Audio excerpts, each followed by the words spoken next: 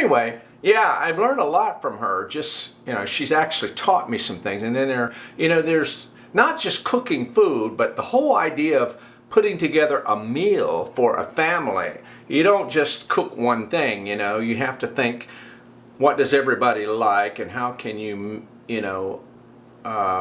mix different tastes and textures and temperatures of food, you don't want everything to be green, or you don't want everything to be hot. You want some things cold, something like, for example, you want a hot item with some coleslaw, or maybe you want some pickled beets to go with with a meat item that you have and some other vegetables. And then again, there's the question, if you're going to have bread or grain, what kind of bread or grain do you want? And then of course, watching her empty the refrigerator out and dump everything into the crock pot, and just making soup out of it, And that's been a favorite of a lot of people. I've always had people comment, that's one of the best eatings we do, So I learned so much from her, but then came a time when I started to read cookbooks and then kind of go on my own way of doing things. And then she and I started not to get along so well in the same kitchen. So I decided to back off and not cook so much while she's watching, But I was still learning, and I went to college and I learned a whole lot more about cooking and all. And then Then I made some fruitcake soaked in brandy for a few years ago, and I gave a couple of them to Dad. I soaked one in rum, some in rum, and then I gave them to them, Mom and Dad, and they liked them both, but they said they liked the one soaked in brandy better, which I did too.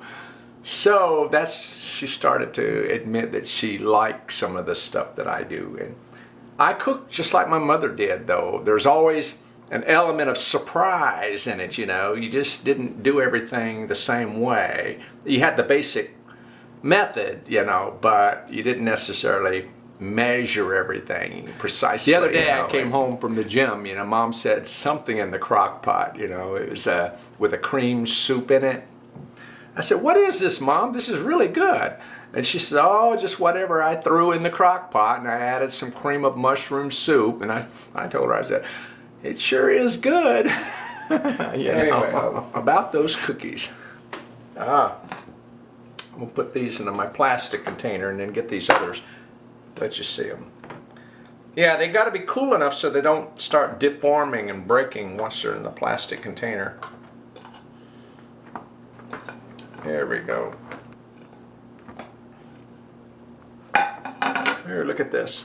Boop. What do you think? Huh? Okay. And then, can you see? Here we go. You see that pan? The foil was still hot, and the cookie dough itself is hot, so it's still cooking just a little bit, even though I took them out of the oven. The cooking part is kind of tapering off.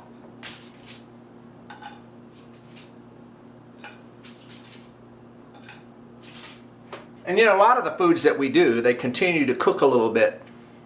Thickening, hardening, drying out a bit, coming like, roast. You take it out of the oven before it's actually done, and it'll finish its cooking outside the oven. Same way with eggs, you scramble them up.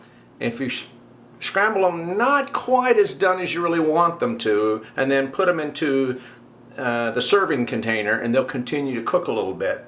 Just leave them alone. Let the heat that's already inside there, let it continue to finish the cooking process, And we learn that if we go too long at it, things become a little overcooked or a little more dry than we really want them to be. But you get the idea. Well, that's the same thing that's happened to the cookies. They still continue to cook once we take them out of the oven. But anyway, so this foil, this foil here is still in decent shape. We can, I can toast some dinner bread on it, make some garlic toast or something for something later on. Anyway, I'm just going to fold it up and put it in a place where it'll be safe from ants and other little crawling creatures that, yeah. Okay, I turn the oven off. Okay, Okay, later on, somebody's got to do the dishes. Didn't use many to cook, but you know, when you got a family, you don't always want to. You don't want to be at the sink all day washing as you go, as after every time somebody eats. Okay. Yes, I'm going to eat one more cookie. I'm going to get this one that's just slightly deformed on the edge. Okay, it's garnish. Break. There you go. There you go.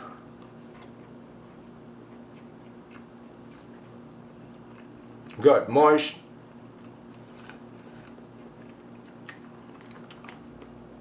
And by tomorrow, they'll develop enough hardness or crispiness to make a satisfying dessert. Hopefully it won't distract everybody from the Bible study. By the way, we're talking about the book of Romans, of all places. I've read the book of Romans many, many times. No, I have not agreed with everything, all the comments have been said, but then when you got a large group of people together, do we ever always agree with everybody? But you know, I take things in stride and be careful. I'm trying not to stir up a hornet's nest or anything, and I've kind of made an agreement with my mom and dad that I wouldn't raise issues, you know, and that we would cross certain bridges when we got to them. And they're in agreement with me that, yeah, that's the way we'll do things. Besides, I'm 55 years old, 55 and a half, you know, it's not like, you know, anyway, I think you get my drift. It's, you know, I think never mind, I'm getting off into a tangent. I don't think I want to go all the way there, but any of you that know me, you kind of know some things that could happen. Hmm. Hmm. Hmm.